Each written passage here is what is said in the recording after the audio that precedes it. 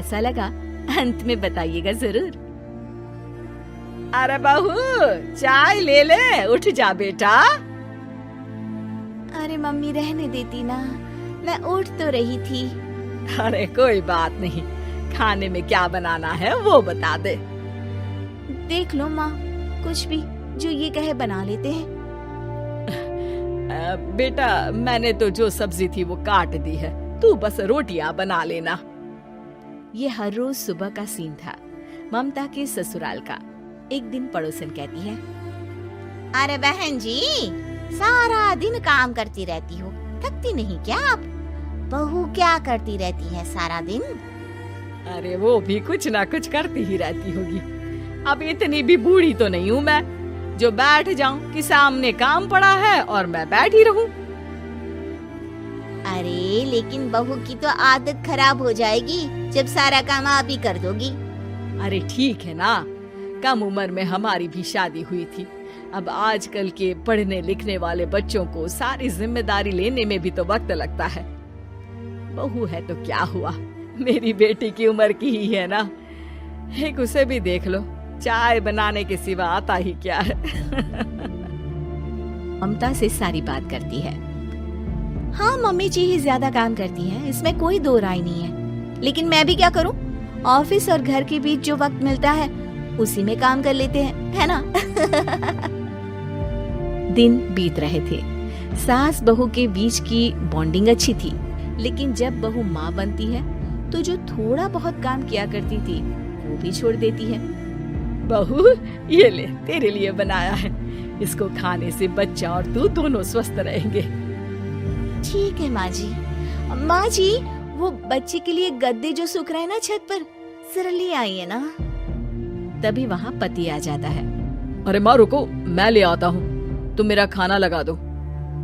माँ किचन में चली जाती है। पता है बगल वाली डॉली है ना, वो लोग हमारी साइड के हैं।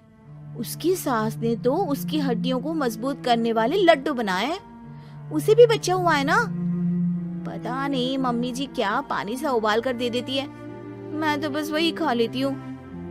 अरे तो तुम्हारे साइड बनता है तो तुम अपनी माँ से बोल दो, वो बना देंगी। आहा, माँ की तबीयत ठीक नहीं रहती, तुम जानती हो ना, कैसे बनाएंगी वो? अरे क्या हो गया सासू माँ को? कल तक तो फेसबुक में किटी की फोटो डाल रही थी। अच्छा अच्छा चुप रहिए। डॉली की सास ने मनाया है, तुम लोगों का भी तो फर्ज बनता है। तभी वहाँ सास आ जाती है। ये ले बहू गर्म पानी की बोतल, गर्म पानी पीने से पेट अंदर हो जाएगा। नहीं नहीं माँ जी, गर्म पानी पीने से प्यास नहीं बुझती। अरे पी लेना बेटा। वो बगल वाली डॉली को तो जानती है ना, जो तुम लोगों के साइड की है। तेरे साथ ही उसका भी बच्चा हुआ था। बेचारे का कोई ख्याल रखने वाला नहीं, सारा काम करती है और रात में बस एक लड्डू खाकर सो जाती है। पेट तो लटक ही गया है और बच्चा तो कितना कमजोर सा है उसका। अच्छा माँ, क्या बात है, डॉली की ये हाल है? क्यों मैडम, क्या कहना है आपका? पता है मुझे, किसी के पास मेरी सास की तरह सास थोड़ी ना है। नहीं नहीं बेटा, ऐसा नहीं है। मेरे लिए तो तुम सभी मेरे बच्चे जैसे ही हो। ममता को समझ में नहीं आता कि वो सास में कैसे कोई बुराई निकाले, क्योंकि हर कोई उससे उसकी सास की तारीफ ही किया करता था। एक रोज ममता के घर उसकी ननद आती है। अरे भाभी, मुन्नी को तो 6 महीने हो गए, आप अभी भी बेड पर हो। आ गई है आप? कैसी हैं बुआ? बच्चा होने के 6 महीने बाद आई हैं आप। भाभी अमेरिका दूर है ना, तो वक्त लग जाता है। अब इनकी छुट्टी अभी थी तो सभी आ गए। वैसे माँ कहाँ है? थकी हारी सास बेटी को देखकर खुश हो जाती है। माँ, इस बार तेरा वीजा तैयार है, मेरे साथ चलने को तैयार रहना। हाँ बेटा, मैं तैयार हूँ।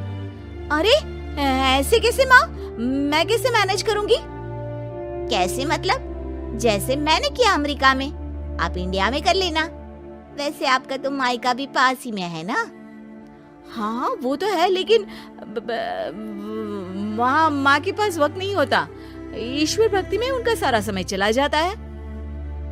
भाभी, बेटी परेशान हो तो माँ का ध्यान आरती में कैसे लग सकता है? समझ में ही नहीं आता। वैसे भी अब माँ को मैं अपने साथ ले जा रही हूँ। माँ को विदेश घूमने का शौक है ना। ममता मन मारकर चुप हो जाती है, लेकिन मन ही मन सोचती है कि वो कैसे सारा काम मैनेज करेगी। पति का खाना, नाश्ता, मुन्ने को नहलाना, धुलाना, फिर रात भर इसके लिए दूध तैयार करना। माँ तो सारा काम करती थी। हे भगवान, ना भाई ना। क्या हुआ भाभी?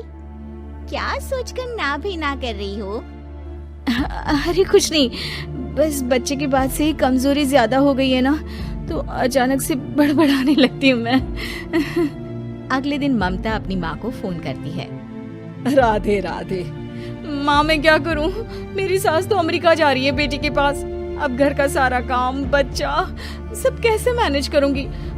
तू आ जाना माँ कुछ महीनों के लिए मेरे पास। अरे ना ना ममता, मेरे बस की बात नहीं है काम धाम। अरे तू तो जानती है ना, मैंने तो तेरे भाई की शादी भी गरीब गांव की लड़की से इसीलिए ही की थी कि वो चुपचाप घर का सारा काम करे।